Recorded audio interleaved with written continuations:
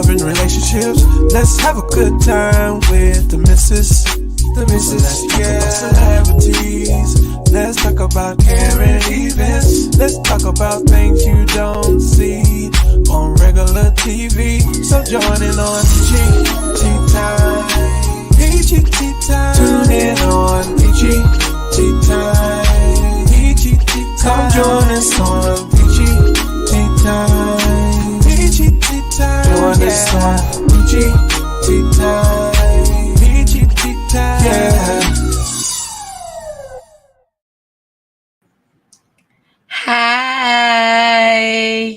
Hi, Peaches. Hi, Mr. Peachtas. I'm the missus. You already know. Well, since we're talking about you already know what we about to do. We got to get them in here, y'all. We got to get them in here. So for everybody back there in the back, if you watching, here we go.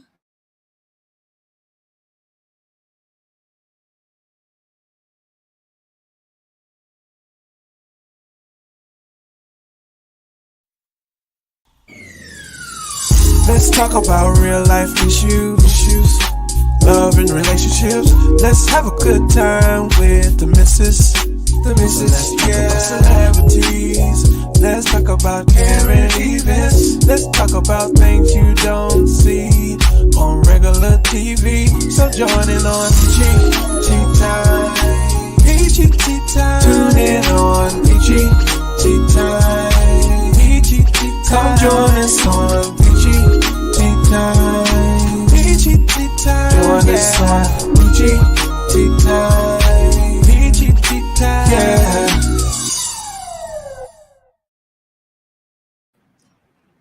I'm back. Hey, what's going on? Well, I am the missus. I'm the missus. Me. That's me. And welcome to Peachy Tea Time, baby. Peachy Tea Time. So I want to thank each and every one of you for coming and joining me tonight. I'm a little bit out of my element tonight.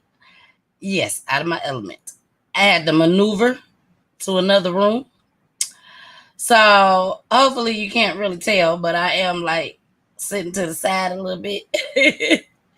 So, you got to do what you got to do, My father, he's here spending the night tonight. And I did not want to cancel the show. So I decided to maneuver to my room. Yes. So again, I'm the missus. Welcome to Peachy Tea Time, baby. Peachy Tea Time. Peachy Tea Time. Peachy Tea Time. Y'all know we're going to have that challenge. You already know we're going to have that challenge. So y'all better get ready. You better get ready. Now, I know y'all saw that flyer. That Fred did. Fred, you off the chain, Fred. He's off the chain. So just in case you didn't see it, I think I can pull it up for y'all. I think we might just be able to pull it up. So let me see if I can pull it up for y'all today. Even though I know y'all seen it. But we're going to show it again for Fred and for us.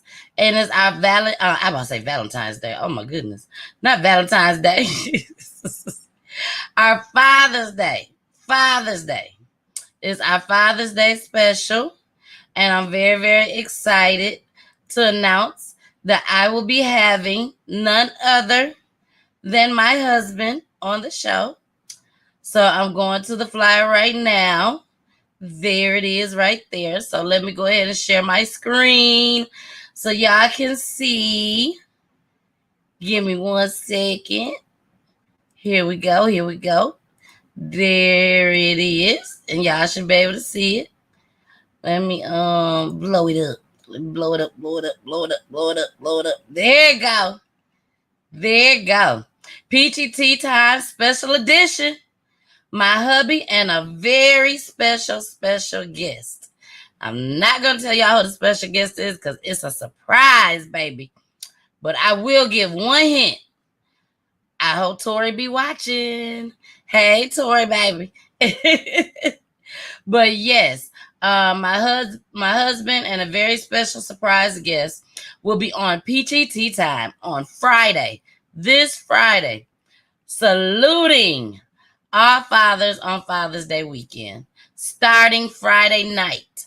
Now, I do believe that it does say 8 o'clock on here, but we may have to change it to 9 o'clock. I'll confirm it with you guys, and probably by tomorrow I'll let you guys know for sure. But we might have to do 9 o'clock. So I'm gonna go ahead and I'm gonna take this off the screen.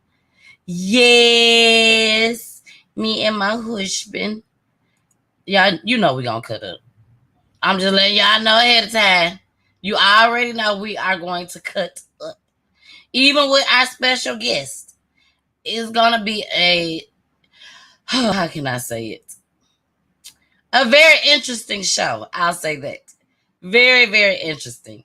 Hey, Nicole. Hey, Fred. Put them pictures in the comments, y'all. All right. Well, we're going to get started because I don't want to hold you guys too long. And like I said, I'm out of my element right now. But hey, we're going to make it work. I tell you that much. So let's go ahead and get started. You know, we always have to start with talent. You already know. You already know. So last week, well, not last week, but on Monday, we did Jamie Boy.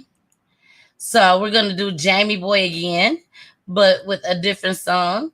I really like him, y'all. I really, really like Jamie Boy. He's good. Let me hit pause right quick. Okay. And let me get this screen bigger for y'all so y'all can see. You can tell how the computer acting. So I'm gonna go ahead. Hold on. It don't look like it's sharing the screen. Hold on. Nope, it's not sharing the screen. I was able to catch it, y'all. I was able to catch it before it got all the way started. All right. Now, there you go. We might have just a little bit of issues with the other ones too. Hopefully not. But come on now.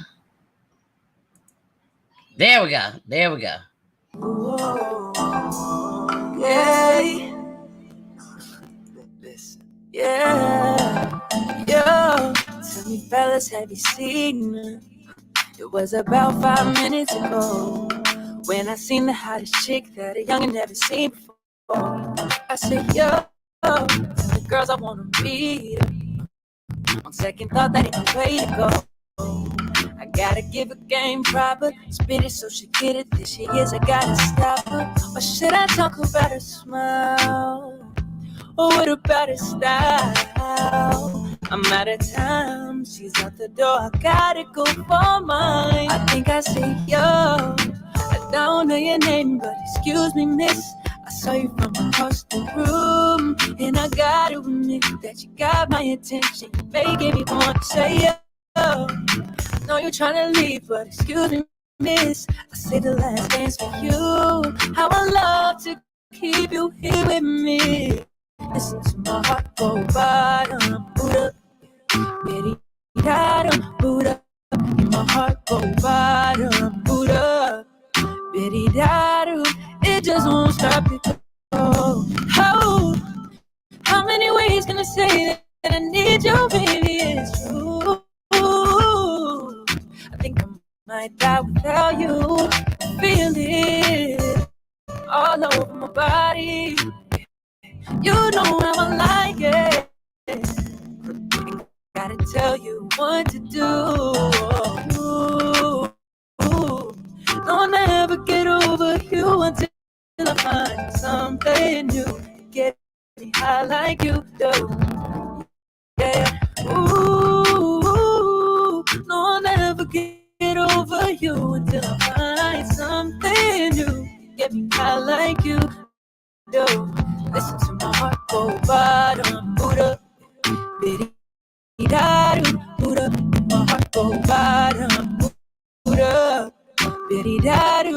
It just won't stop, it go bottom, boot up, bitty, da-doo,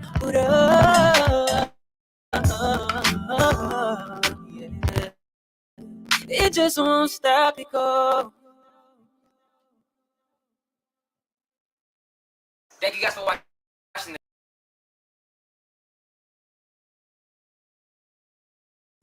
All right, Jamie Boy did his thing.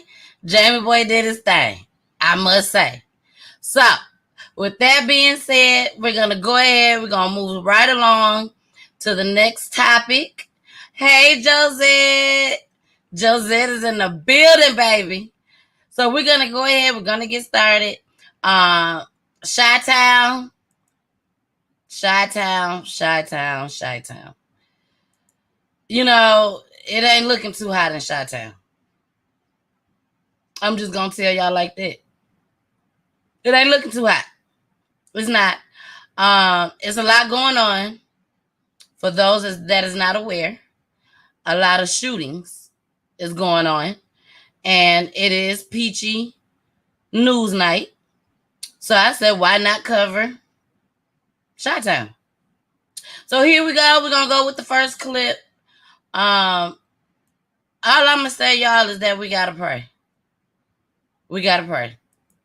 That's what I'm going to say. Things are just looking very wild there. Very wild. Unexplainable. Police say they need help. Unexplainable. And only thing I can say is hopefully the sheriff, I think he's the sheriff, the sheriff that's over all the police, and the mayor, hopefully they could get fired. But that's just my opinion. I don't want to see people fired. I really don't. But this is just ridiculous. This is ridiculous. So we're going to get started. Let me hit my mute button. And here we go. Addressing. Now at 6, violence in Chicago reaching a new level this weekend. Yeah, police say they need help addressing the problem before summer is in full swing. And WGN Sean Lewis is live at CPD headquarters now with more. Sean?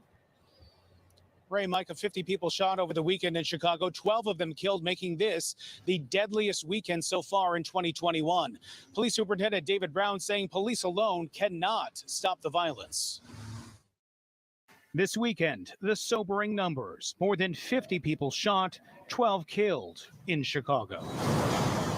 Among them, 15-year-old Dejon Gator, shot in the head and killed by 2 gunmen as he was on his front porch in Lawndale. I don't know what the city gonna do about the crime right now. I don't know. I don't believe they know what to do. Who will join Chicago police officers in protecting the rights of the victims and the families? Today, CPD Superintendent David Brown, when asked about the escalating gun violence in the city, pointed to a sharp rise in violent offenders being put back on the streets on electronic monitoring instead of staying locked up in jail. The orders coming from Cook County judges. The chief judge and the judges make the decisions on electronic monitoring. Sheriff Dart has chimed in on this. In fact, the Cook County Sheriff's Office said in a statement to WGN this: electronic monitoring was designed to ensure that individuals facing low-level, nonviolent crimes appear in court. It was not designed for violent offenders. Still this year, Cook County judges ordered it more than 1,000 times in those cases, including for 94 people charged with murder, 261 charged as armed habitual offenders, and more than 500 each of felons possessing a weapon and aggravated unlawful use of a weapon. It's the judges who have obviously made a decision about violent offenders being okay to be back in the community. One of those offenders is 21-year-old Cedric Robinson, charged with the attempted murder of a 3-year-old girl here at 70th and Damon in Inglewood last June. His original bond set at $1 million, but was lowered to $100,000 by Cook County Judge Joseph Claps. You may remember Judge Claps charged with a gun offense of his own 3 years ago after dropping what appeared to be a gun inside of the Cook County Criminal Courthouse. Judge Claps was found not guilty in that case. Still Robinson, charged with attempted murder, was able to post that lower bond ordered by Judge Claps and walk out of jail on electronic monitoring. This weekend, police arrested Robinson again on a weapons charge, accused this time of having a loaded illegal Glock. Shootings are done by firearms, so too many illegal guns in the wrong hands. Superintendent Brown says more needs to be done by the community as a whole to give especially these younger offenders an alternative to guns and to violence. They could decide to put their guns down. That's just not a foregone conclusion that they will be violent this weekend or the next weekend or next weekend. We can make the case and then we can appeal and influence them to make different decisions. And we just got this lengthy statement from the office of Chief Judge Timothy Evans here in Cook County that says in part this: while a case is pending under the law, judges must impose the least restrictive pretrial conditions possible that ensure the defendants return to court and protect public safety. Jail is the most restrictive condition, depriving the accused of liberty. Electronic monitoring is used throughout the country as the next most restrictive type of condition. Again, that comes from a lengthy statement. You can read the full statement from Chief Judge Evans' office at WGNTV.com. For now, we are live outside of CPD headquarters. Sean Lewis, WGN News. Now let's just make this clear and see if we can make it make sense, because it don't make sense to me. So Cedric, the little black boy, kills a 3-year-old in Chicago, goes to jail on $1 million bond, and then goes to see the judge, and the same judge that was caught, his gun fell out of his pocket inside of the courtroom. So that same judge lowered this little boy bond down to $100,000, then let him out on the bond because he posted bond. And then on top of that, he got a monitor on and still turns around and get caught up and get locked back up again for having a loaded weapon. Something ain't right. Something's not right with that at all whatsoever. But that we ain't done. We ain't done. We finna go ahead and we finna move on to the next clip. I told you, we in Chi-Town all night. All night. There's only one clip that I'm going to show y'all from Milwaukee. Just so one clip from Milwaukee. And here we go. These are clips from a couple of weeks ago. Okay? So, here we go. Let me hit my mute button. I do apologize, y'all. It's moving a little slow. I guess because of me moving to a different area. I don't know. But let me hit my mute button.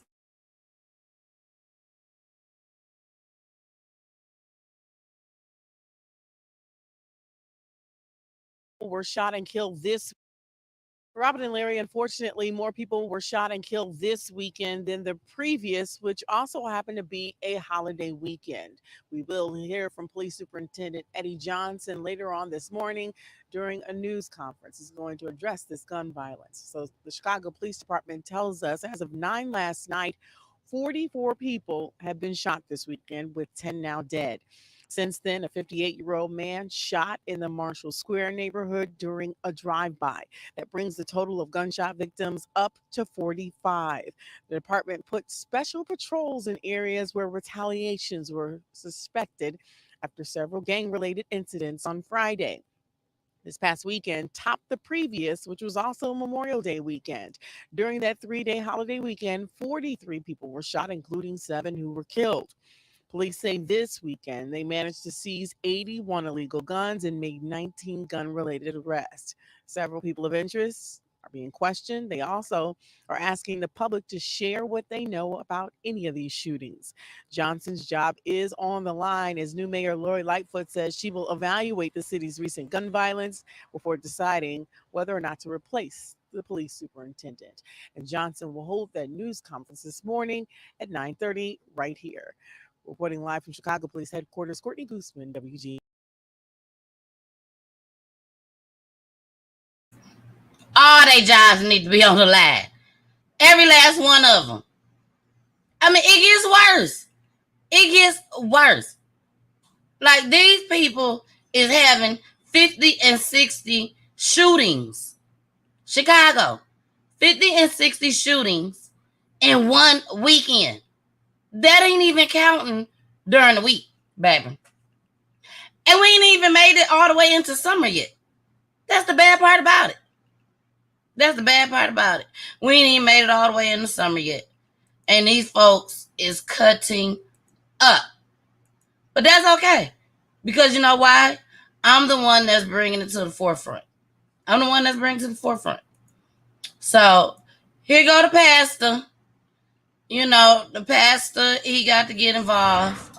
He got to say his part and everything. Let y'all know that he in the building. He won't let y'all know he in the building. But he's still going to go back in his house. Yeah, I'm finna hit mute. I better not say that. Here we go.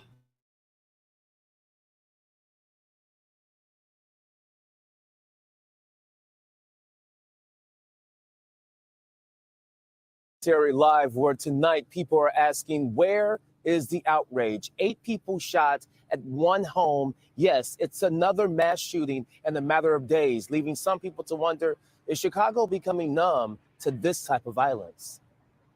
This is the moment a mother learns her daughter is gone. The aching pain clear as Chicago police investigate the third mass shooting in 10 days. 8 people shot, 4 murdered, including 3 women, young mothers, Tuesday in Inglewood. We walked across the street to him, and indeed, it was a little boy whose mom had been killed a couple hours earlier there in that house. Pastor Donovan Price with Solutions and Resources has crossed the yellow tape at all 3 recent mass shootings. Are you left wondering where is the outrage when we have so many mass shootings within 2 weeks? I think to myself, of course, I wish that more people would get mad about it, because when people get emotional about something, then they move and they cause movement. Yet Price refuses to run out of optimism and prayer for Chicago as the city grapples with what many consider complacency with repeat mass shootings. Just opened back up, trying to get back to regular. Regular for us has equated to violence. Absolutely.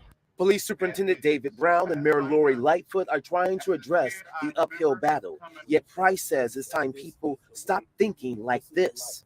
Oh, that's terrible what happened over there in Inglewood to them. And understand all neighborhoods are feeling the impact of the gun violence and these mass shootings. The lack of outcry is part of the problem. He knows CPD will continue to respond to more crime scenes. Now he's crying out beyond the city and state. Federal help, can you come to Chicago?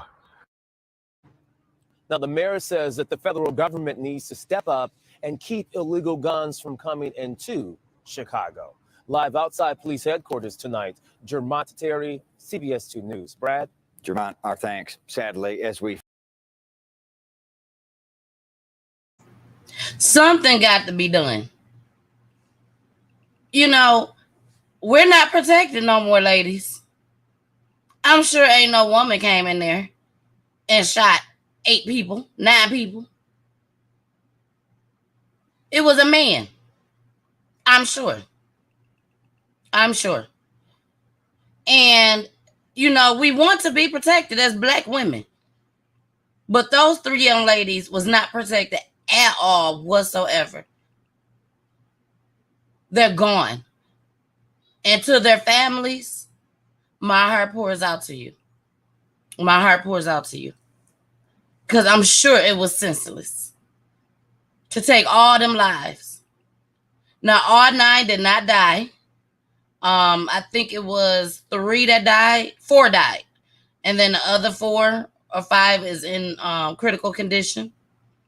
So we're gonna go ahead and go into this next clip, which is still part of the story. This is an update. This just happened, y'all. This just happened over the weekend. This happened over the weekend. And like I said, it's very, very, very heartbreaking. So here's the next clip. And like I said, you know, we just have to pray for these families. That's all we can do is just pray. And let me go ahead and mute myself. We say good afternoon. I'm Brad Edwards. Right now, investigating. Y'all hear it already. Here you go.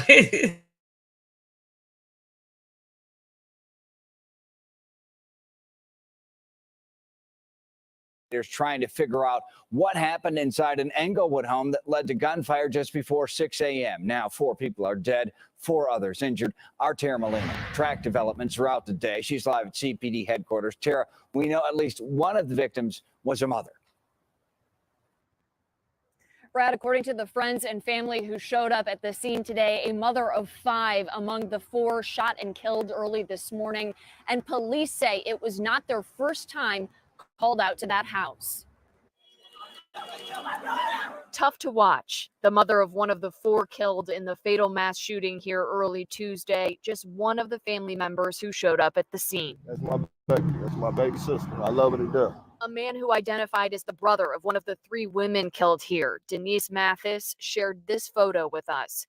He didn't want to show his face or share his name, but called his sister a wonderful mother of 5 who she had just taken to the water park the day before she was killed. She was a good mama, loving mama, 5 kids. It's real heartbreaking. Michelle lives right across the street from where the shooting happened. She says Denise was a friend, still struggling to process what happened here. My prayers go out to Denise and her family, my friends. Here's what we know so far. According to Chicago police, 3 of the victims pronounced dead at the scene were women, 1 man. Of the 4 surviving victims, there are 3 men and a woman, but police still haven't been able to interview them because they're in the hospital. Neighbors told us this is the party house on the block. Early this morning at 5. Chicago Police Superintendent David Brown say they believe there was a party going on here when the shooting happened. There's been several calls there for disturbances. No guns were found in the house, but police did find shell casings and a high-capacity magazine for a gun. There's way too many guns in the wrong hands in this city and across this country. Focusing on the illegal gun issue in Chicago, something Mayor Lori Lightfoot addressed in connection to this, too. It tells us that we still have much work to do in our mission to end gun violence here in Chicago. With this shooting, just days after another mass shooting in Chatham Saturday, where a woman was killed, 9 others wounded. This is crazy. I mean, why do people got to keep on shooting and killing people for what? We're told until police know more about what happened there early this morning, there will be extra patrols in that area, specifically on that street, with no arrests made and no one in custody right now. Reporting live outside CPD.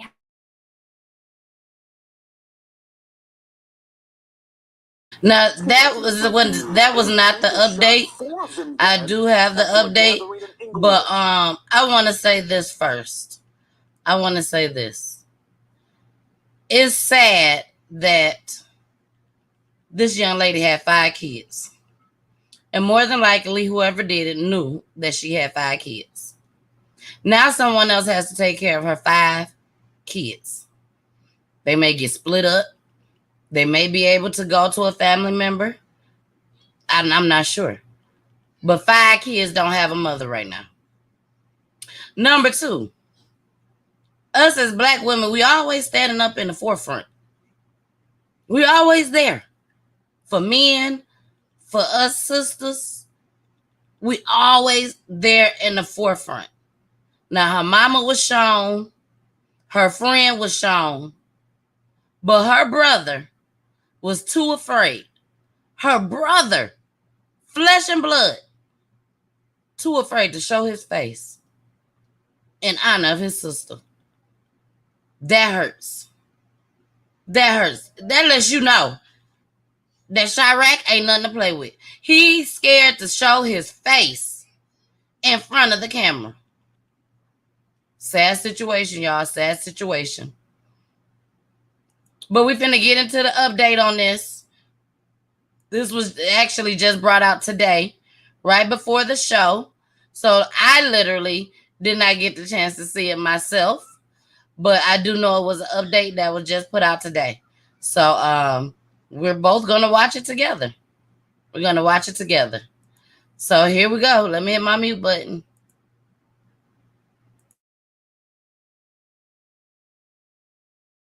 News. 8 people shot, 4 of them dead after a gathering in Inglewood. It happened around 4:45 this morning. Now 4 of the remaining victims are fighting for their lives at various hospitals. CBS 2's Mugo Odigwe joins us live in Inglewood with what else we know right now. Mugo. Yeah, good morning, Ryan. This is just really heartbreaking. We just learned that 3 of those victims that died, 3 of them are women. 1 is a man. If you look behind me right now, it looks like this is the house that police officers are focusing on. This is likely where that shooting happened because we've seen officers all morning long going in and out.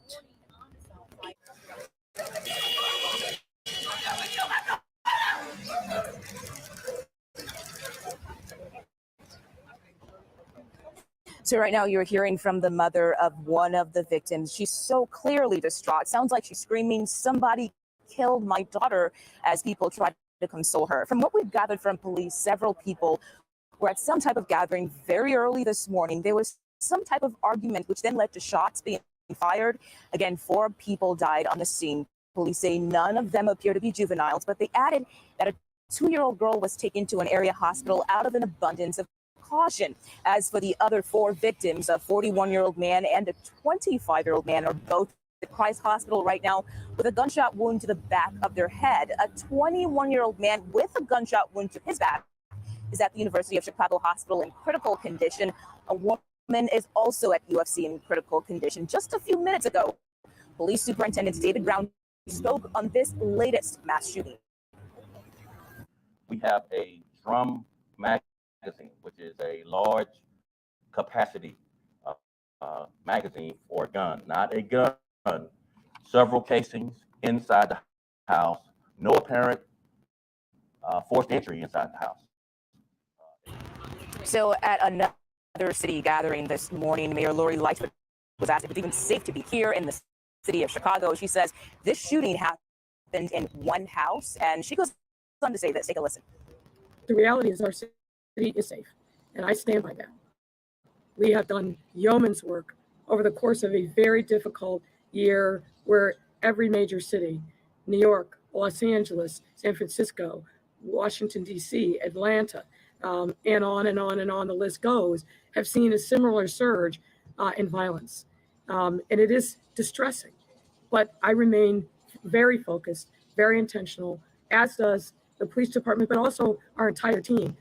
So as of right now, no one has been arrested in the shooting. Police say they are still waiting to hear from the victims, the ones in the hospital right now. They're waiting to speak to them about exactly what happened here, and we'll update you as soon as new information is made available. We're live in Inglewood. Mugo Odigwe, CBS 2 News.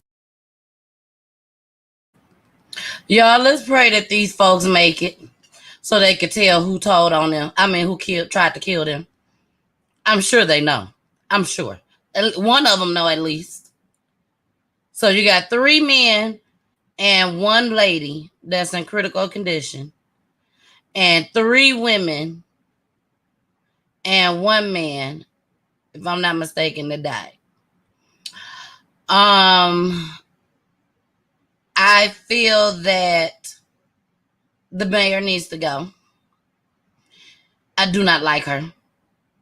She's bringing up San Francisco, Atlanta, all these different cities.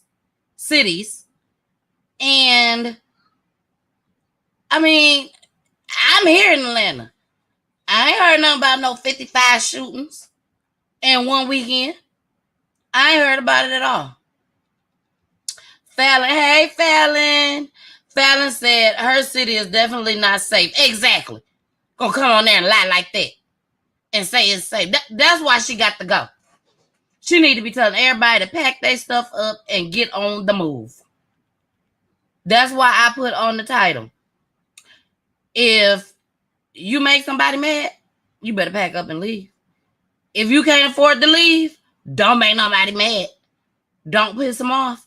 Because these folks ain't playing in Chicago. Chirac is gone crazy. I would not be visiting Chicago. I'm not even catching a flight that's going to give me a layover in Chicago. For hell. She said, especially for the poor people who can't afford to live outside of gang violence. Exactly. You know, everybody can't pick up and leave. I'm sure if they could, they would. They'll be gone.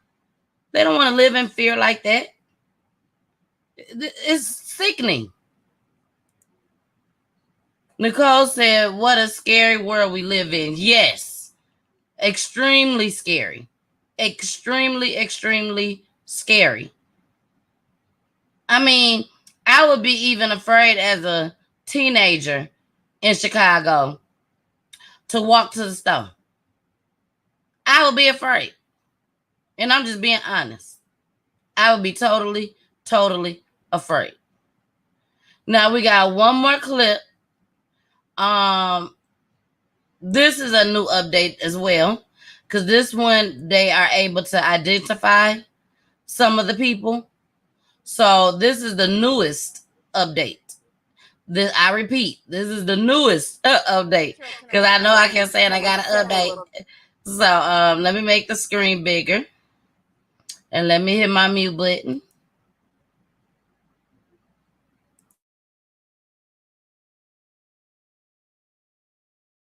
Those people who were shot in the early morning mass shooting in Englewood were shot in the head. At least 3 of them are being treated here at University of Chicago, and their families are desperately hoping they'll pull through. Tonight, 4 Chicago families are gutted with grief. Each of them is missing someone who brought so much joy. Her family says Denise Mathis has 5 children whom she adored. For them to just take their mama away from them, that really hurts me. And Blake Lee, friends say, was the young mother's best friend. Both of them, family and friends say, were killed in an early morning mass shooting inside an Englewood home. Shermitria Williams' dad says today was supposed to be her celebration. She's supposed to graduate today. The 19-year-old mother didn't get the chance. Her family says she was one of the 8 people shot as police say bullets ravaged the inside of this home. But Williams' family doesn't know much more than that. They came to the chaotic scene in a panic. I'm still praying that she is still with me because I literally cannot picture a life without her. The medical examiner's office says Britannia Rogers was one of 4 people killed. Friends say this is the young woman, now another victim. I mean, everybody got shot, everybody. Neighbors tell us the home was a social spot and there may have been a party the night before. But in that early morning hours when shots were heard, the victims were believed to have been sleeping. People who live nearby say they've been traumatized and terrorized. Why do we have to keep on killing each other? Tonight, both investigators and family members of some of the victims are still trying to figure out exactly what caused this shooting. As with so many shootings, police don't have anyone in custody, but they believe somebody on the block saw something and they want them to call investigators.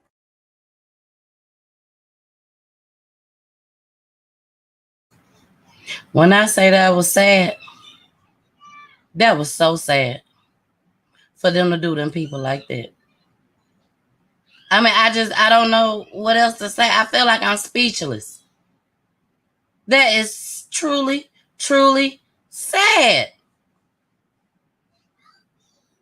And I'm sure them women did nothing wrong, but probably screamed for their life to save their life and asking God to save their soul. 5 kids. The other girl was supposed to graduate. Graduation. The next day. Sad. Sad. And everybody, now I know they said that a 2-year-old was sent somewhere. So I'm assuming that the 2-year-old was there. I'm not for sure. But that lady across the street says everybody in the house was shot. Everybody in the house. Sad situation. All right, next comment. My mother, I have never enjoyed visiting Chicago, Illinois. They have always had a lot of killings. I ain't never been to visit. I went for to go pick up a rental car and headed on my way. That's it. And I was scared doing that. I was literally scared doing that. But they ain't got to worry about me or my family. I tell you that much. I won't be visiting. Y'all can have Chicago. Especially as long as that mayor and superintendent, David Brown. And I don't know if y'all remember, but I played a clip. And it was Adam. The boy name was Adam. Adam something.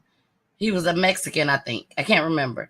But he was with his homeboy, and the homeboy ended up shooting at a car, gave the boy the gun, and the boy took off running or took off walking. And by the time the police caught him, by the time he turned around, he threw the gun behind the fence. And by the time he put his hands up to let them know that he didn't have the weapon no more, they shot him. Okay, well, that's when Superintendent David Brown, that black man that y'all keep seeing, because you're only seeing him and the mayor, which is the woman. But the black man, the Superintendent David Brown, that's when he got promoted. Now they want to say his job is in jeopardy. His job should have been in jeopardy. He should never even got the job, if you ask me. But that's how they do us black people. That's how they do us. So I'm finna go ahead and play this next clip so y'all can see this. We are done with that story. That was our main story for tonight. So let's get into the next one. Let me hit my mute button, and here we go. Now, y'all know, for those that's just coming in, I have migrated just for tonight to another room in my home, and the reception is just not the best, unfortunately. But my dad is here spending the night, and I didn't want him to hear me using the language that I use, so I migrated. So here we go. Oh, my mama got a comment. She says, seeing this remind me how bad I felt hearing how Jennifer Hudson's mother, brother, and little nephew was murdered in Chicago. Exactly, Mama. I forgot all about that. I forgot all about that, Mama. Yes, that did happen in Chicago. And that was sad. That right there, when I tell you that broke my heart, when Jennifer Hudson's family got killed, her mother, her brother, and her nephew. And they was like, they was looking around for the nephew and found the nephew in the car. That was a sad situation, Mama. But okay, y'all, let me hit my mute button, and here we go. Hey, Audra Boo. Hey. Now, Suzanne, you've learned the extra police presence throughout the city this holiday weekend will come through 12-hour shifts and days off canceled. Brad, you know, the Chicago Police Department says that this move was done to ensure public and officer safety, and the decision was not made lightly. Meantime, those who live and work downtown say that they have different opinions on this mandate. Safety and security is paramount for everyone's quality of life. We need the city to respond. Stephen DePadua is a top realtor downtown and has called Streeterville home for nearly a decade. He's also an active member of SOAR, the Streeterville Organization of Active Residents. DePadua says he welcomes an increased police presence throughout the city and downtown this holiday weekend. On June 9th, CPD members were told in a memo, all sworn full-duty personnel will work a 12-hour tour. Full-duty sworn personnel will have their regular days off, RDO, canceled from June 18th to June 21st. With all of the carjackings, with all of the assaults, with all of the crimes, we need to focus on quality of life, safety, and security for all. The order mandating the 12-hour shifts was written on May 28th. On June 1st, the superintendent had a news conference where he said officers can't sustain 12-hour days and days off canceled, and would ask for officers to volunteer to work on their days off. As Brown held this news conference, the plan for 12-hour days had already been written. In an email sent to all CPD members, Brown also talked about the impact the 12-hour days have on officers and their families. He said supervisors will make sure those who are scheduled to return to duty on Monday have enough time to rest and recover before the start of their regularly scheduled tour of duty. They should not work that many hours. Konstantinos Kriatis is the manager of Griddle 24 here in River North. Kriatis says with the pandemic orders lifting, business is increasing. He welcomes the extra police presence this weekend, but also says officer safety should be at the forefront. They're doing a great job protecting the city right now, and I think putting extra work on them, I think is too much. Meantime, Chicago police told us the reason for the back and forth on the changes is that operational needs can change and be amended as needed.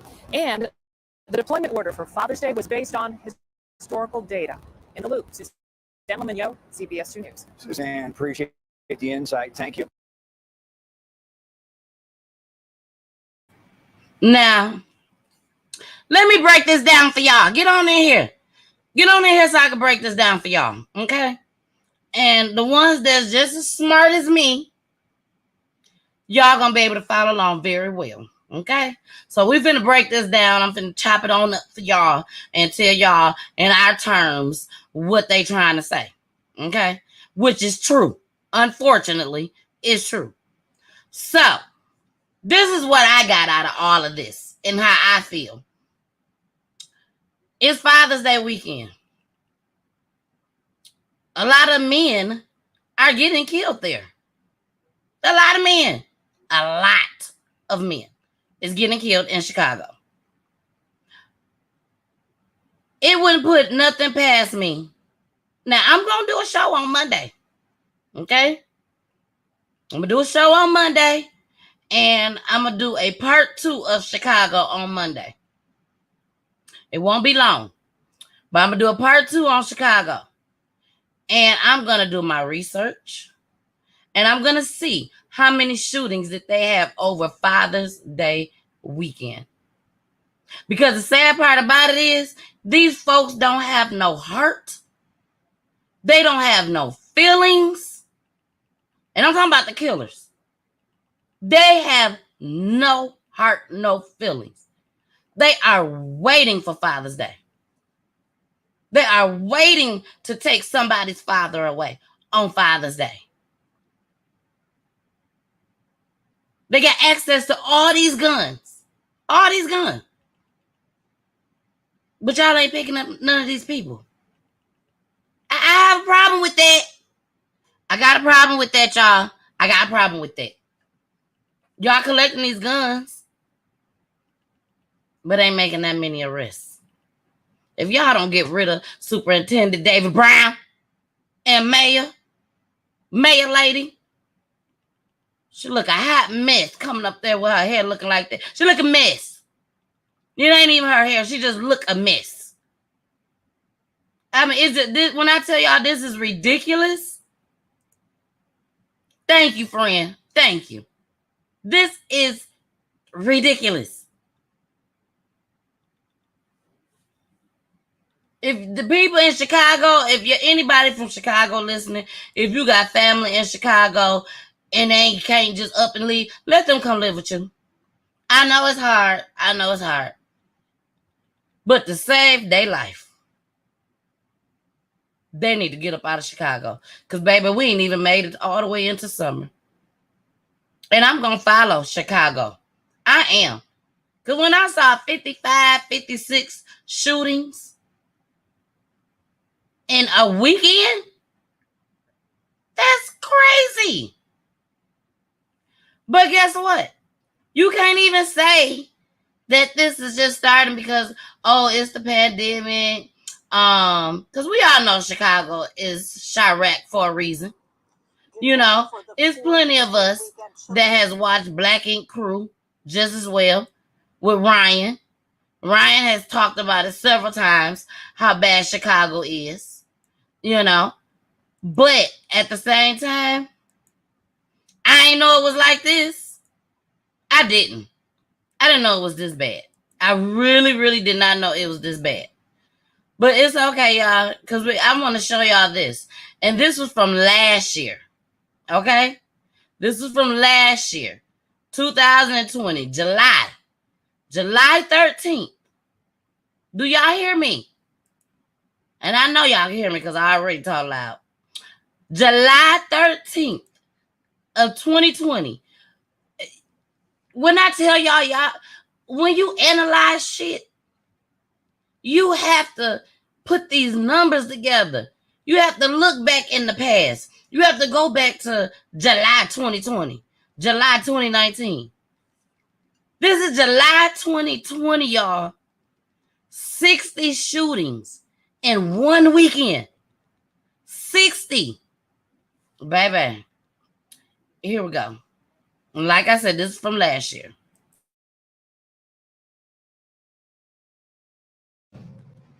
Good morning. For the fourth straight weekend, children are among the shooting victims. At least 60 people have been shot, 9 of them killed. We're going to hear more about the weekend violence from the police superintendent here at police headquarters later this morning. A man was killed. A 17-year-old and a 14-year-old were wounded in a shooting late last night at an Inglewood gas station. The victims were in a car at 71st and South Damon. Police say a silver vehicle pulled up. Someone in that silver vehicle fired several shots. The man killed was pronounced dead at Holy Cross Hospital. The 17-year-old was hit in the arm, and the 14-year-old was shot in the back. They are at Comer Children's Hospital. A 15-year-old girl was shot about a half hour later while on a sidewalk in the 4200 block of West Monroe in West Garfield Park. She was hit 3 times. Just what we said we were worried about. This what we want to protect. Children shot again here in Chicago. A bad situation just out on the summer night, enjoying themselves. More than one child. It's our worst nightmare coming true. Other shootings this weekend include this one at Humboldt Park. 5 men were shot at Lawndale and Division when a fight broke out Sunday. A 52-year-old man who was shot in the neck was killed. Police have no suspects in custody for this incident. 3 women were shot in Avondale Park. One of them was killed. This happened while the women were attending a memorial service to remember another shooting victim near 81st and Woodlawn. That victim was shot in that area 2 years ago, and it was the 2-year anniversary. One of another child, a 15-year-old boy, was actually one of the first shooting victims of the weekend. He has been identified as Terrence Madden. Again, we will hear more from the police superintendent, David Brown, later this morning.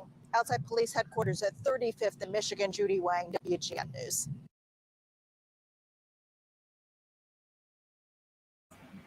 Bye-bye.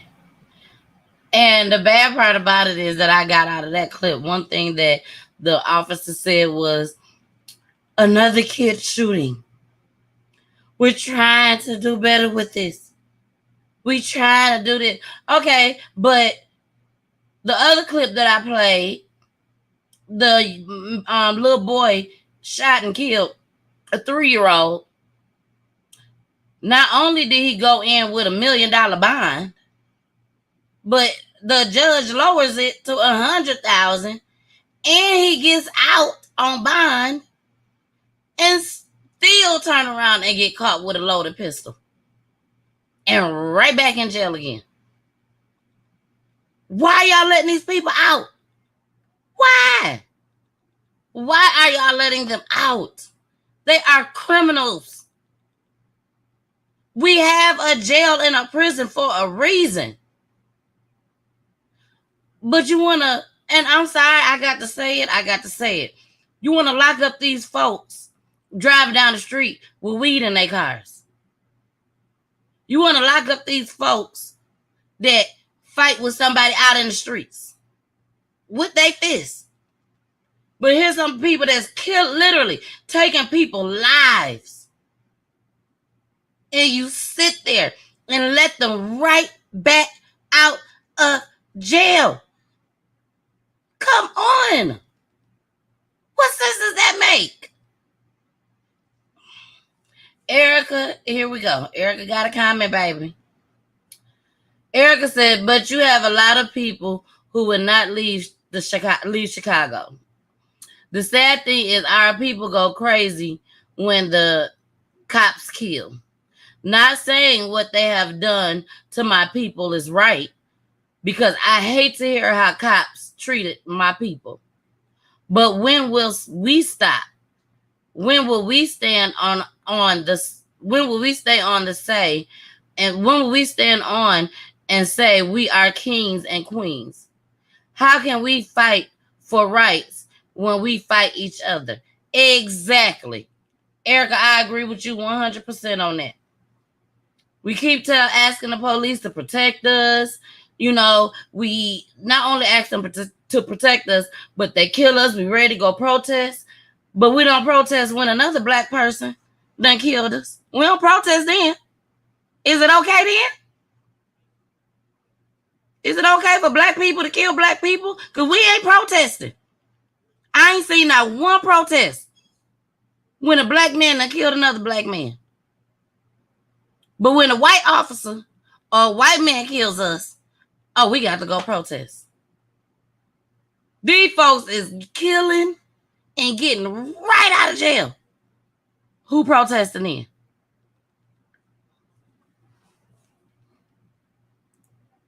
Make it make sense.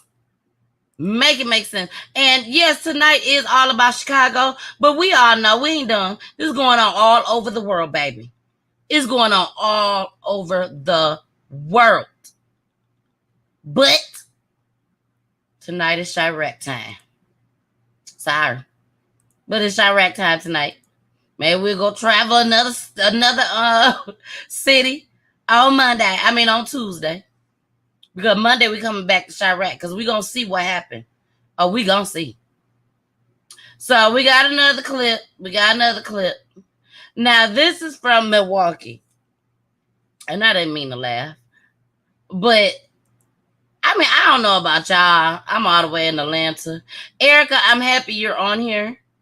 Because I think Erica is probably the closest to Milwaukee than any of us that's on here, if I'm not mistaken. I don't hear too many stories about Milwaukee. I really, really don't. And I'm just going to be honest. I don't hear a lot of stories about Milwaukee. Not like I hear about Chicago, Detroit, Atlanta, New York, Brooklyn, I'm talking about. You know what I'm saying? Inglewood in California. You know, you don't hear about Milwaukee like that. So Milwaukee having some issues, y'all. Say it's going on all over the world. For the mayor of Chicago, it's going on everywhere. So it's okay for her to lay back and let shit happen. She don't care. Because it's happening everywhere. Not just there. Oh, y'all, my battery going dead. Hold on 1 second. Hold on.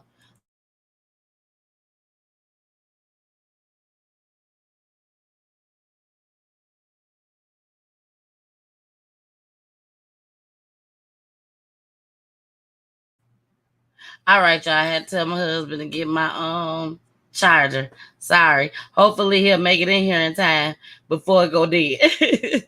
But let me just play this right quick so I can hurry up and go find it because he ain't gonna be able to find the problem. So let me hurry up. So I'm finna play it. Here we go.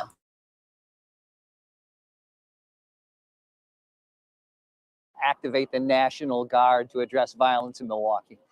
And now to our big story at 5. Calls to bring in the National Guard to stop the violence in Milwaukee and the governor's response. 12 News' Kent Wainscott is live at City Hall. And Kent, there are some harsh words being used. Yeah, Joe Sanfilippo is a Republican state rep from Waukesha County. He describes the violence in Milwaukee as a war zone-like setting. He wants the governor to call in the National Guard. We asked the governor and Milwaukee's mayor about that today. A violent weekend in Milwaukee. Police say 15 shootings and 3 homicides is why New Berlin Republican Rep Joe Sanfilippo says he's calling on Governor Evers to activate the Wisconsin National Guard to help restore safety in Milwaukee neighborhoods. We asked the governor about that today. Governor, what do you say to Representative Sanfilippo's call for you to activate the National Guard to address violence in Milwaukee? Well, first of all, the representative has to understand that the National Guard has been on call, working all across the state, from the beginning of the pandemic to this very moment. Sanfilippo told me that he did not have time to speak with us on camera today, but his statement went on to say that Milwaukeeans, quote, deserve better than to live and work in a war zone-like setting. Instead of calling in the National Guard, both Evers and Mayor Tom Barrett urged Sanfilippo and fellow Republicans to better fund violence reduction measures in the budget. Dismiss the need for the Guard here. I don't see, again, we have people out, we've got police officers out, but I am concerned about the long-term viability of the city to provide for the police department. And that's where he is in a key position to help us. And I reject the idea that somehow we can replace mental health services and violence protection services and all the other things that deal with the cause of that. We just ignore that and bring in the National Guard. It doesn't make sense to me. I'm sorry. Okay, so it all goes to the bottom line. Kent, did the governor or mayor say specifically which funding increases they want Republicans to consider?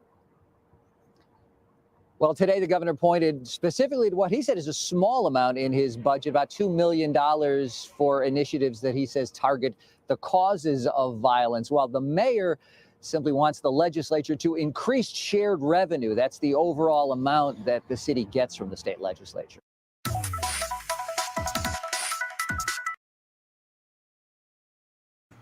My point is this. At least they got enough sense to say get the National Guards up in here. And this is Milwaukee. We got, like Mayor said, in Chicago, you got Atlanta, San Francisco, New York, which I would say Brooklyn. You got Inglewood, California. You got Detroit. I'm going to throw in my hometown. You got Saginaw and Chicago. And I ain't heard none one of them say, pull out the National Guards until the protest was going on. When they was messing up these folks' cities, these folks' buildings that they done paid so much money for. They want to say, go ahead, get the National Guards to protect our building, but forget the black folks. Forget the humans.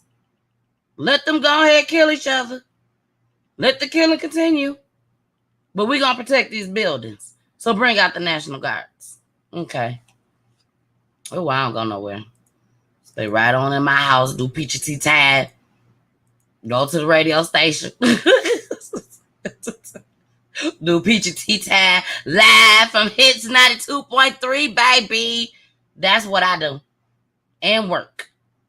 I ain't doing nothing. Now I do have to do sometimes, go out in these streets for Peachy tea time because I got to get my folks. But you best believe I'm paying attention. I'm observing.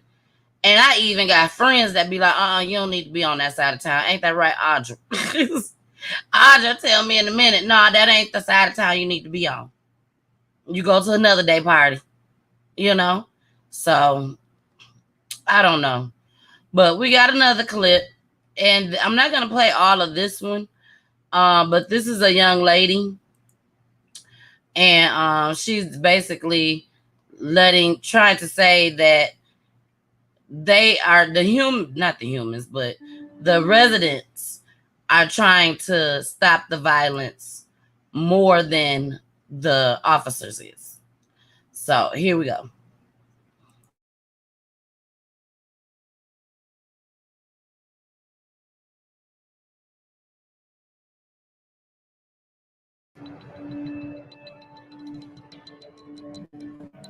This is where I am every day, right here. We're going to start at Jackson and Pulaski, which is the West Garfield area. This is where it's a hot spot. It's a target spot. Patricia Hilliard spends most of her time in one of Chicago's deadliest neighborhoods. She's a violence interrupter, meaning she watches for signs of a fight and tries to step in before someone gets shot. I was born and raised around here. I've lived on just about every block from Congress on down to Madison. You're really part of this neighborhood. I am a part of this neighborhood. I am a product of this neighborhood. Around here, I was a gang member. I was their queen. I was considered the big hat. I was a gang chief. which is why I love being assigned to this area, because I get to give back to the community. I get to rebuild some of the things that I helped tear down. And with the people.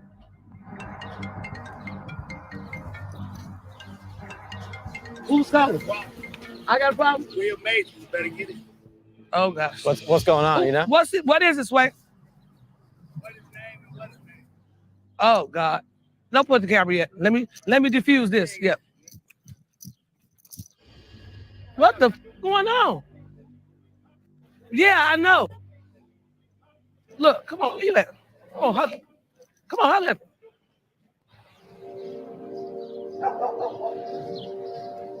I'm literally shaking. What just happened then? So that was a conflict that more than likely was finna turn to gun violence. They had guns on them. Fortunately, I knew both of the parties, so I got in the middle and was able to talk one down and put him in the car and make him put the gun away. You saw the gun though. You saw it. There was plenty of them. I was able to get them separated and have him drive off. And I called him on the phone to make sure he doesn't come back. I'm not done with it though. Yeah. I'm not done with it because I have to reach out to the party that it actually started with, which was yesterday, so that he doesn't come behind him. You're tracking this whole story, where this started. I'm on all parties. All parties. Right now, they just scared the hell out of me because there were so many. I'm just glad I was able to get him to leave, even if just for now. We stopped the shooting. Violence interrupters have been a part of Chicago's neighborhoods for more than 20 years. But the program's now at a critical point. That's because, for the first time, the city's made a major investment in it, backing it with $23 million since 2019. But instead of a quick return, murder rates have gone up, just in time for the debate over alternatives to policing to get a lot more contentious.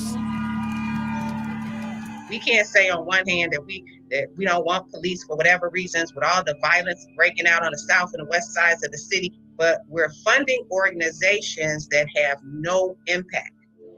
That's created a new challenge for advocates like Vaughn Bryant, who have to prove that violence interruption really does work without getting caught up in the politics of defund the police. What's the relationship between these programs and policing? And so if we're doing our job, we hopefully will make the police's job easier. I do think that there's always going to be a place for policing because, you know, there are certain things that we just can't handle. So we just want the police to be better and more responsible, and we want to be a part of that solution. This model of intervention has 20 plus years of being in practice here in Chicago. I mean, is it not working? I would just say that it hasn't been consistent and sustained for a longer enough period of time. Now, I'm going to have Fred put the rest of that video on my website. So I hope you all go on the website and see the rest of that clip. It was like 20-something minutes long, so I didn't want to play it all. But once again, us as women standing in the forefront. There's no way that she need to be standing in the middle of men with guns. There's no way. I remember I was 12, 13 years old, 13, 14, somewhere up in there. And we was at church. My mom, I'm sure she'll remember this clear as day. We was at church. One of my cousins was in a gang. I'm not going to say his name, but he was in a gang. And he saw one of his rivalries at our church. And he came to church with us. Me, my mama, my daddy, and my brother. We brought him to church. He saw one of his rivalries. I decided to take my little butt. He was older than me. I decided to take my little butt in between him and the rivalry person. And I couldn't stop him. He went right over my head and boom, got the fight in that church. I ain't lying, y'all. Literally got the fighting at church. Rival gang members. So when I tell you, women need to stay out of that. stay out of that.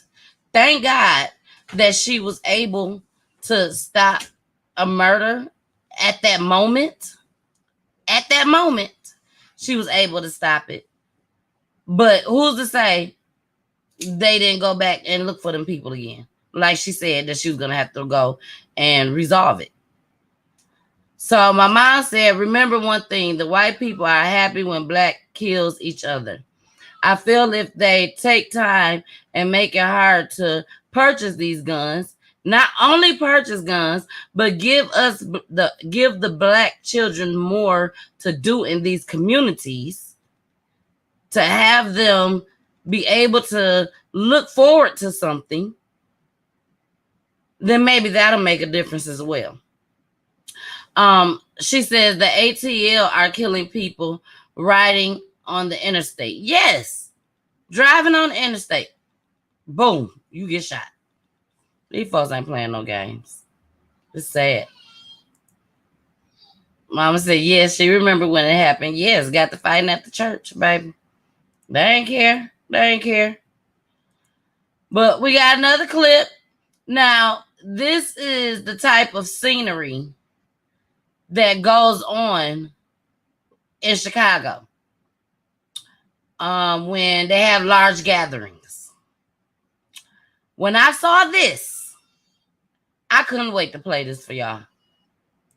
When I tell you this was like beyond ridiculous, this goes to show you that these folks have no respect for the police at all whatsoever. That's why I say, let me unmute it because I really don't want y'all. I want y'all to not see this just yet. I want to say what I got to say. Okay. Now, this goes to show you, number one, they have no respect for police officers. Number two, they quick to shoot and kill. The police officers I'm talking about. They quick to shoot and kill. We all as black people know that these police officers will shoot and kill us in a heartbeat. But then you have Chicago people doing ignorant stuff like this. And then the ignorant officers that went along with this was just ridiculous. You got to see this. Here we go. Only on two large gatherings, women dancing on top of squad cars, creating chaos on the south and west sides of the city. It's a problem that people living and working in those communities are fed up with. And tonight, as Suzanne Lamignot reports, residents are calling for Chicago police to put an end to it. Imagine trying to drive home and you're met with this, a large group of people along with women twerking on a police squad car. I went around the crowd and I went home. Mindy Beiser has called the Near West neighborhood home for the past 3 years. She says she's seen this here at Oakley and Washington a couple of times, most recently this past Saturday. What do you think about that when you see such large gatherings? I just hope everybody will be safe out here and I just go home. Christopher McDaniel works in Near West. What I would like is to see more events planned for that demographic of students or children so that they have something more constructive to do with their time. Alderman Walter Burnett Jr. says large crowds like this used to be a problem at Toohey Herbert Park, just a few blocks away, here at Adams and Hoyne. We had to put no parking signs up for people who's non-residents in the community. The police go over there to make sure folks don't party over there.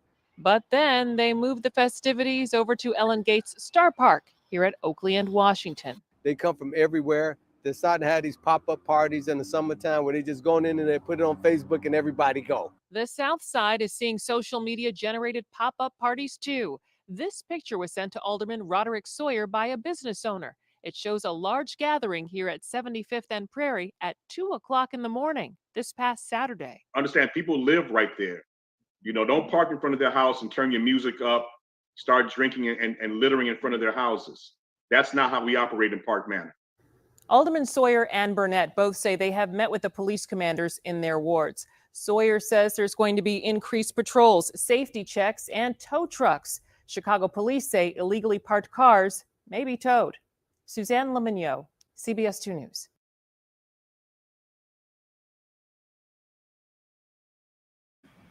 You know where they going. The media just told us. They're leaving one part going to the next part. If you know this, Chicago, why you don't have cops at the other location to make sure that they don't even get in? Put barriers up. Block off the entrances. You know they coming. Mamas, talk to your daughters. Mamas, talk to your daughters. That was ridiculous. That was sad and pathetic. Twerking on top of the police officer's car. And the police officer, they just cruising. Like, okay, we ain't finna make them get down. Let them keep twerking on the car. Don't go fast and hurry up and stop. Make them fall off the damn car. Don't do that. Because we care too much about these black girls. So we just gonna let them keep twerking on the car. All them people out there. Let's not forget, we still in COVID, y'all. It's still COVID. And all them people. 2:30 in the morning. This just happened. I ain't showing y'all nothing that didn't happen last year right now. This just happened. All those people. 2:30 in the morning in front of somebody's homes. And they bet not come to the door and tell them to move. First of all, it's too many people out there to tell somebody to move anyways. But come out there if you want to. You better come with something. You better come with something. And you better make sure you're ready to lose your life. Because them folks they look like I dare you to say something to me. All them people. In front of people's houses. People got to go to work. It's crazy. And you know they leaving all type of trash out there and everything. Baby, y'all better pack y'all stuff up and y'all better get on the road and get up out of there. You better get up out of there. All right, now, my husband found this clip for me, y'all. And this is another clip that I'm not going to play all. This is our last clip for the night. It's for our motivation. So I thank you all for rocking it with me. You know, while we was all in the shy. All in the shy. So here go the last clip. Like I said, I'm not going to play all of it. But I want you guys to pay close attention of how this man in Chicago have no regards of the police, as what we have seen. No regards. Just don't care. You know, and gets upset and moan and cry when he gets shot. But y'all finna see that he deserved what he got. So here we go. Oh, let me tell the story because I didn't get a chance to I didn't play it all. So the guy actually shot at somebody. He shot at somebody and just on foot. Didn't even have a car, y'all, in broad daylight. Shot at somebody. I think he wounded him. I don't know. I didn't care at that moment because I wanted to see this other part that I'm finna show y'all. So, but if the man didn't die, from what I saw, he didn't die. So thank God for that. But he takes off walking, and the police officer get a tip that he walking on such and such block. They go and find him walking, and this is what happens. Sad, sad, sad. Make sure y'all pay close attention.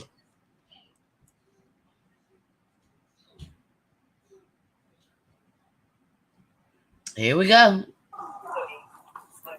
They're coming on this side, so just kind of be careful. Let me hit my mute button so y'all can hear it good.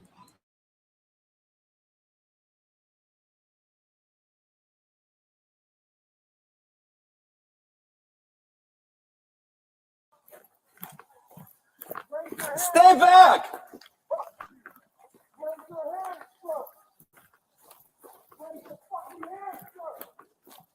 It's in your hands, buddy.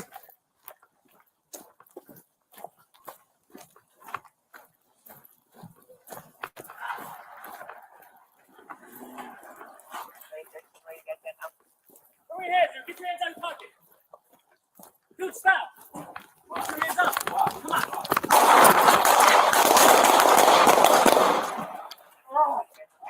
Shots fired. Now I wanted to pause it because you know everything was in real time right then and there. So y'all probably like, oh my gosh, oh my goodness, he ain't did nothing. And they just shot and killed this man. Oh no, baby. He did something. Let me go ahead and continue.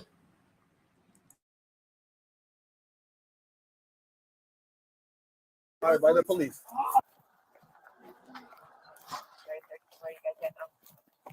Just get your hands out of your pocket. Dude, stop. Get your hands up. Come on. Oh, fuck.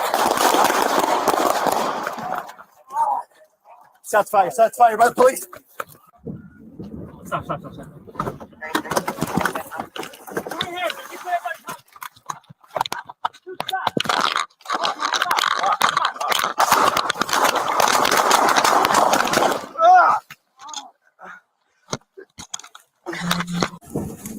Stop. Show your hands, dude. Get your hands out of your pocket. Dude, stop. Get your hands up. Come on. Show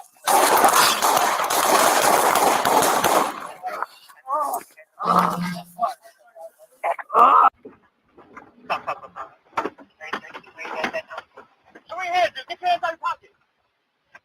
Dude, stop.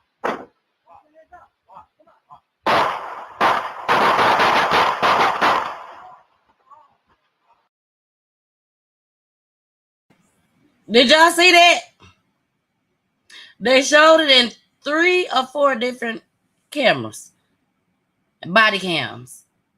So did y'all see that boy just pull out his gun and shot that officer? The officer, only thing that officer said was, put the gun down, put it down. And this boy literally took his gun out that he just shot at the other boy with and shot at that officer. So just in case y'all didn't see it, I'm finna go back. I ain't gonna go all the way back to the beginning, but I'm just gonna go back to that part. Here we go.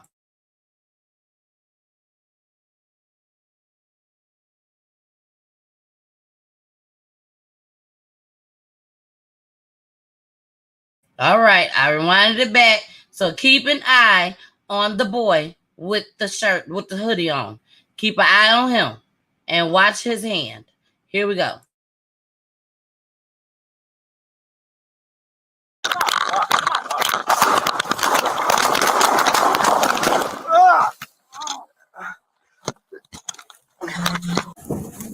Stop. Show your hands, dude. Get your hands out of your pocket. Dude, stop. Get your hands up. Come on. Show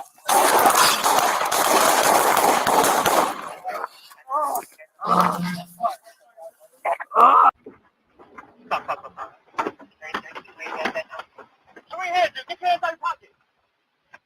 Dude, stop.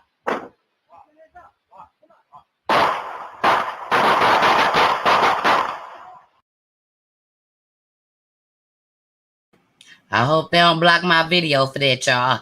But I want y'all to see it. I want y'all to see it. Now, I don't know if this dude was just like, you know what, I just shot that other boy. I don't know if I done killed him. I ain't got nothing to lose. Y'all been messing with us and messing with us and messing with us. So I'm just gonna take one of y'all out just for the hell of it. I don't know what he was thinking. But I know he was thinking ignorant. I know that much. I do know that much. So y'all, we just gonna have to pray for these folks. That's all that's all I can say. We have to pray for Chicago, San Francisco, New York, Brooklyn, Atlanta, everything that she said, the mayor, with her ugly self. But anyways, let me show y'all again what's going on Friday. I'm so excited about Friday. Yes, Peachy Tea Time presents Being a Father is Not Easy. Mr. Davis, my hubby, will tell us how he makes it work. And we also have a very, very, very special guest.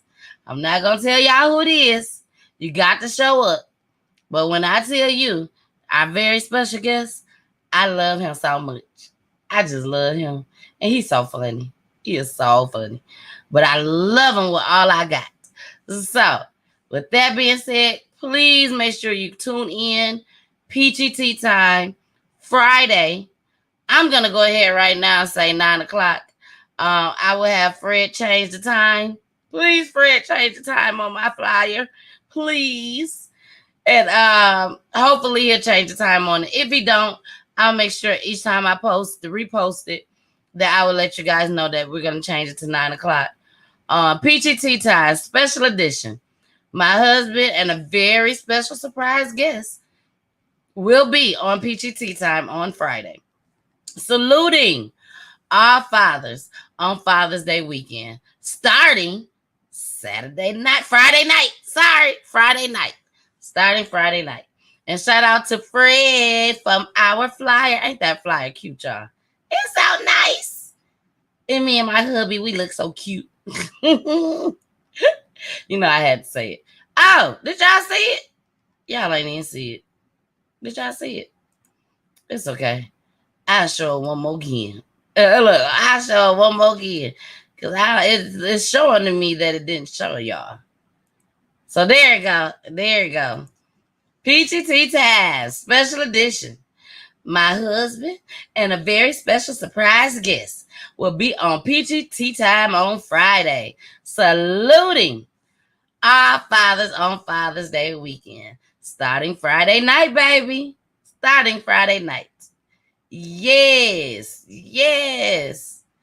Thank you, Tamika. Tamika said, it looks very nice. All right, y'all. Well, we've been about to end it for tonight. I will be showing you the motivation by my boy, Trent Shelton. I can't wait to try to get him on the show because I love him. I want to tell each and every one of you to please, please, please make sure you subscribe to my YouTube page. Also, please make sure that you subscribe. Well, not subscribe, but follow me on IG, Instagram, the Mrs. 2007, or you could type in Peachy Tea Time. And don't forget, baby, to check me out. Hits 92.3 is going down. Live, baby, live from the radio station. And we will actually be having some special guests on Saturday. I'm excited to have them. I've never met them in person, but I've met them on Station Head, and they do a podcast. Yes, they do a podcast. And the name of their podcast is Sitting in the Car Talking to My Side Chick. Sitting in the car talking to my side chick. Yeah, that's the name of their podcast. So we're gonna make sure that we listen on out for them. That's what we gotta do. Y'all got to make sure y'all be there. One of the guests, one of the people that's it's three of them. It's four of them, but only three gonna show up. And one of the guys is actually coming with his wife. So we're gonna ask her a few questions too. Oh yeah. So let's get into this motivation. It's a good one. So here we go. Let me get to it. Y'all know I had to migrate. So it's going a little slow tonight. But I sure thank y'all for rocking it out with me. I really, really do. So let me go ahead and hit my mute button.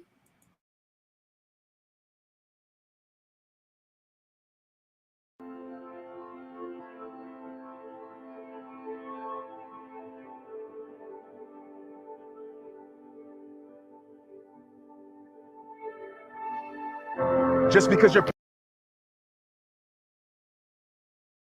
path is lonely doesn't mean your path is wrong. Everybody won't be able to grow to where you want to go. Everybody won't make it to your next level because everybody won't want to sacrifice what it takes to create greatness. So unfortunately, the ones that started with you might not finish with you. The ones that had your back might turn their back. But you can't allow who left you to keep you from your best you. You can't allow what left you like to stop your life. In order to move up, there's some things you must be willing to give up. In order to get ahead, there's some things you must be willing to leave behind. Holding on to your limitations won't help you reach new destinations. Carrying dead weight won't help you be great. Never let the fear of losing people cause you to lose yourself. This is your journey. It's not about perfection, but progression. It's not about being perfect, it's about becoming better. I'm gonna be real with you. Struggle is a part of it. Losses are a part of it. Setbacks are a part of it. Sometimes you have to go through your worst just to become your best. Sometimes you gotta lose everything just to gain everything. Don't let it discourage you, let it encourage you. You'll never get to your success by skipping the process. You'll never grow without growing pains. The valley might be ugly, but I promise you this, the peak is beautiful. So never stop climbing, because the only way it works is if you work. The only way you progress is if you proceed. Don't give up on you because they gave up on you. Don't stop believing in you because they stopped believing in you. What they think should never influence what you know. How they feel about you should never change how you feel about yourself. Understand, the battle is not with them, the battle is within. Your competition is nobody else. So that means can't nobody defeat you except yourself. Can't nobody stop you without your permission. Losers focus on winners and winners focus on winning. So you keep your eyes on the prize. You rise above the lies. You rise above the hate. You rise above the fake. You rise above anything or anyone that's in your way that's trying to prevent you from being great.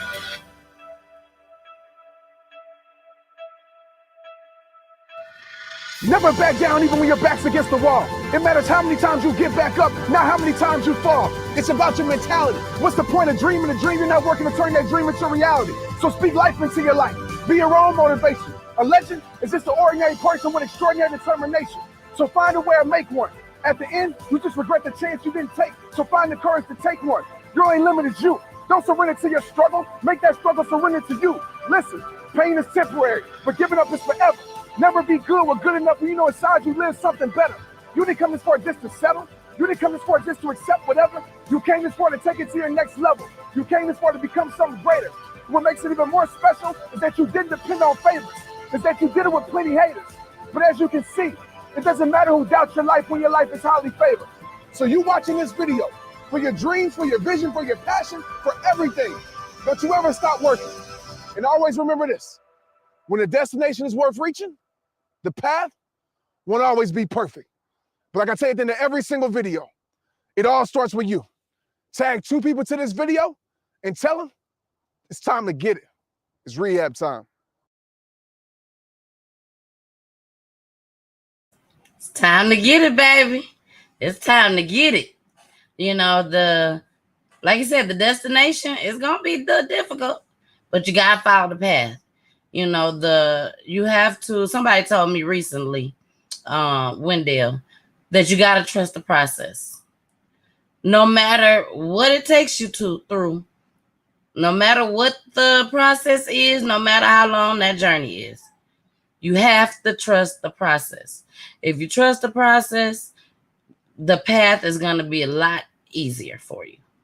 So with that being said, I love you all. I love you all.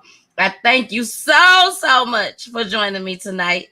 I can't wait for Friday, our Father's Day edition with my baby and my special guest who I just love. Tori, you better make sure you're watching, baby, because this is going to be the first and the last, probably, that you see this person on PGT Tyme. So with that being said, y'all, you already know what to do. You better listen to my babies.